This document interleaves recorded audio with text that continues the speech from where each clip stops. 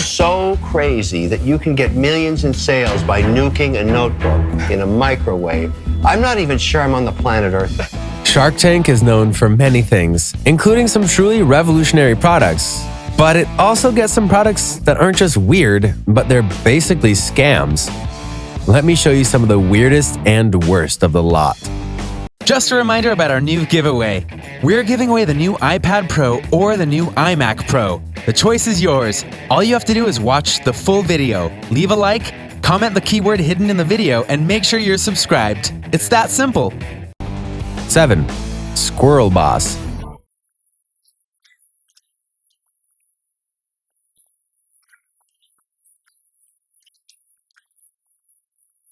Squirrel Boss is a squirrel-proof bird feeder that uses static shocks as a deterrent. The squirrels would then be discouraged from turning your bird feed into a buffet. On a certain level, you can see why this would be a product you would buy if you want PETA breathing down your neck and calling you a hater of animals and such. The sharks took turns trying out getting electrocuted by the contraption. The sharks were all shocked, literally and figuratively, by the power of the Squirrel Boss was more than they had anticipated. During their questioning, the sharks found out that many people did not like the price of the Squirrel Boss. But what's more, the product had a key flaw. Mainly, the electrocution aspect wasn't automatic, it was manual, meaning that buyers had to wait for the squirrels to come and then zap them. Not exactly effective. Plus, he wasn't able to get a patent, which the sharks almost always want for ventures like this, so a snake doesn't bite them in the end. The sharks didn't like the fact that the Squirrel Boss was promoting animal cruelty either, which is good to know. Lori Greiner even described it as sadistic. The sharks were perhaps right to not do this deal, as the product has since received numerous complaints in the Better Business Bureau and Amazon websites. Again, on a certain level, you can see why this would work, but not having the right kind of product, not securing the patent to the product, and not being able to market yourself correctly, that makes this a scam. Next. 6. No phone. Hello, Sharks. My name is Chris Sheldon. And I'm Van Gould. We're seeking $25,000 for 15% equity in our company. In the world we live in right now, phones are everywhere, and not exactly in the good way. But the solution is to find things in your life that'll take you away from the phones. And for two guys who went on Shark Tank, they had an idea for a fake phone called the No Phone to try and fix this problem. Right. Chris Sheldon and Van Gould's unusual pitch began with them staring at their smartphones, a familiar sight for anyone who hangs out with the under 30 crowd, but not exactly the way to start a pitch. Once jolted away from their devices, the entrepreneurs made their pitch, and suffice to say, it wasn't very convincing. They referred to the product as the pet rock of our generation, but they also billed it as a tool for helping phone addicts tune back into the real world. Later, they claimed that although the No Phone is technically just a piece of plastic, it's actually much more than a piece of plastic. But it really wasn't. Plus, paying $18 for a piece of plastic you do nothing but pretend it's a real phone with? How does that make sense? I can do that with a piece of paper for under $1. The No Phone was harshly criticized not only by the sharks, but also by viewers who couldn't believe that such a goofy product was featured on the show in the first place. So, needless to say, it was a no-deal situation. And I'll bet you that those two guys felt that the sharks had given up on a major opportunity. Here's a hint, guys. They really didn't. 5. Ionic Ear. My name is Daymond Johnson, and I'm here today to explain the Ionic Ear investment opportunity. This one is a classic. And yet again, it's one that is a good idea in theory, but in practice?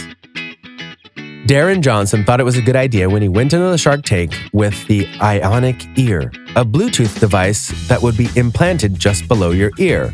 You know, as in surgically implanted. Oh yeah, he really said that, as he felt this would be a good upgrade for the Bluetooth headset that isn't always stable in your ear. The device would contain a microphone, a speaker, and a battery. When your battery runs low, you simply plug the AC adapter into the charging port, which is located conveniently inside your ear. What's that? What would happen if you needed to upgrade for the device? No stress, just get more surgery and get the new one installed. So simple. Please tell me you can hear the sarcasm. Darren went into the Shark Tank asking for $1 million for a 15% stake in the company. The Sharks had a hard time taking this one seriously, and they all dropped out as soon as they understood what he was pitching. As of right now, the Ionic Ear is nowhere to be found, and for two very fundamental and logical reasons. Number one, to do this device in terms of creation and sales, you would have needed FDA approval, which, given the surgery aspects, would not have happened. Number two, if they did get the FDA approval, it would have been up to the customers not just to buy the Ionic Ear, but pay for the surgeries to get it implanted. So that's thousands of dollars spent just to get a phone device that may work better. Hard pass. 4. Drive suits.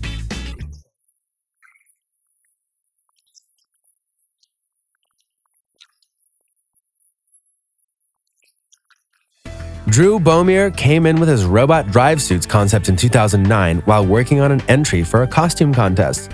Which, to be honest, is where a lot of great ideas have come from, basic things leading to basic needs. It's a simple idea that any young boy can relate to. Drew wants to be a real-life transformer.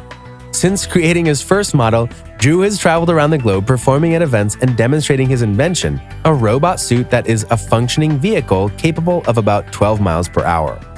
You can get a motorcycle, muscle car, sports car, pickup truck, or monster truck suit. While standing up, your suit will make you look pretty boss. But if you want to take things to a different level, just transform yourself into vehicle mode and drive away. At this point, I'm sure many of you are thinking the same thing. How in the world is this thing even possible?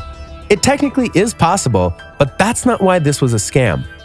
Drew went into the Shark Tank asking for $150,000 for a 20% share of his company.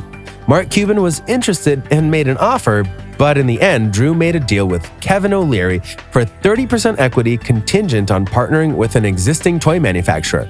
It looked promising, but the deal fell apart before the show even aired, during the due diligence period, which is the time after the deal is made to make sure both parties are interested. The deal fell through, and that means that O'Leary saw something hinky. Beaumier said something that turned off O'Leary to the deal or something else. More than likely, the idea of being a suit that can drive was a major safety issue. And if kids were to be doing this, even at 12 miles per hour, that's a lot of danger. So, great idea, but not one the world is ready for right now. 3. No-fly cone. Hello, folks. My name is Bruce Gaither. This is Biscuit, and my company is No Fly Cone. Okay, here's another idea that honestly is smart on a certain level, but the execution is just, well, let's just say disgusting and move on to the story. The no-fly cone was a product that was a somewhat unique take on the traditional glue-based fly trap. The reason that people don't like those original fly traps, though, is that you see the bugs stuck to them. The no-fly cone looks better as the flies are trapped in the dome, which hides the fact that there are fly carcasses inside, which makes it useful and a better sight to behold, right? Bruce Gaither seemed to have something going for him. After all, Bruce had a real problem with a huge number of flies in his barn due to the presence of his dogs and horses. But there's a catch. Oh, what a catch it is. The attractant for the no-fly cone is dog manure. I kid you not. This repulsed the sharks as this sounded very unhygienic and disgusting. Do you blame them? Bruce said that he was able to get the product in the stores, but it did not sell as people didn't know what it was. It was clear the no-fly cone was a type of product that needed to be demonstrated, which already makes it somewhat of a defective product when you think about it as a whole. So, needless to say, between the manure aspect and certain other problems with the product, the sharks didn't bite one bit. This may seem like a common sense kind of thing in regards to not using dog manure to attract the flies to the product, but as ironic as it sounded, it worked. He even proved it in a roundabout way. It's just that Bruce didn't understand that the only time people want to deal with dog manure is when dogs they walk make it. And when they're done with it, they throw it away. They don't want to touch it and put it into a fly trap. Also, what happens if you don't have a dog? Where are you expected to get the manure to fuel the fly cone? Yeah, exactly. This was one scam that really stunk. 2. Tycoon Real Estate. Hi, Sharks. My name is Aaron McDaniel from San Francisco, California, and I'm the CEO of Tycoon Real Estate. There are many scams in the world today that can go beyond something as simple as Shark Tank, and one of those things is real estate. If you're not careful, it's easy to walk into a scam, or in this case, for a scam to walk into Shark Tank. Tycoon real estate founder and CEO Aaron McDaniel pitched his real estate crowdfunding service as a way for average people to invest in real estate. For those who don't know, crowdfunding is the process of getting regular people to fund a project or do a deed. Sites like Kickstarter, Indiegogo, and GoFundMe are examples of this. It's a proven service. Some scams were the people who use them aside, not a fault of the product, just the people. But to do something like this with real estate, that's tricky at best. Sure enough, he failed to convince the sharks that it was a safe model and that he was someone to be trusted with money. Mark Cuban yelled that the idea was scammy. Barbara Corcoran thought it was spooky, and O'Leary, who was actually interested in making a deal, asked McDaniel if he had a criminal record, which basically meant he thought he was a crook and that he probably had tried to do a scam like this before. Needless to say, the deal was a no deal, and McDaniel's idea never got off the ground, and it likely cost him a lot in the process. 1. The Skinny Mirror. Hi Sharks, my name is Belinda Jasmine and I'm from Sand City, California. My company is the Skinny Mirror. I wish I was making this up, truly. Belinda James appeared on Season 8 to sell the sharks on the Skinny Mirror, a custom mirror targeted to women that makes the viewer appear slimmer. James valued the business at $1 million, asking for $200,000 in exchange for 20% of her company. Do I really need to explain everything that's wrong with this idea? You know, like how it's demeaning, insulting, wrong, and yet she thinks it's worth $1 million? That kind of thing? Oh, I should let the sharks do the work. I agree. The sharks criticized the product for not only perpetuating society's body image issues, but also not even being particularly original. If you think about it, such mirrors exist in a place called the circus. James admitted that there were other slimming mirrors on the market and defended her product by saying it helps businesses sell more products. I mean, kind of. Business is complicated.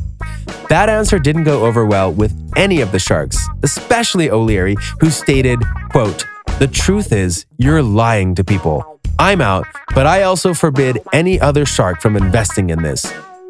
Whether they were thinking about it or not, or just listening to O'Leary's demand, no one took her up on her deal. And we're probably all better off for it. So, what do you think? Can you believe that these scams made it on a Shark Tank? What do you think was the worst scam of the bunch here? Which ideas made you cringe at the mere look of them? Do you know another major scam from Shark Tank?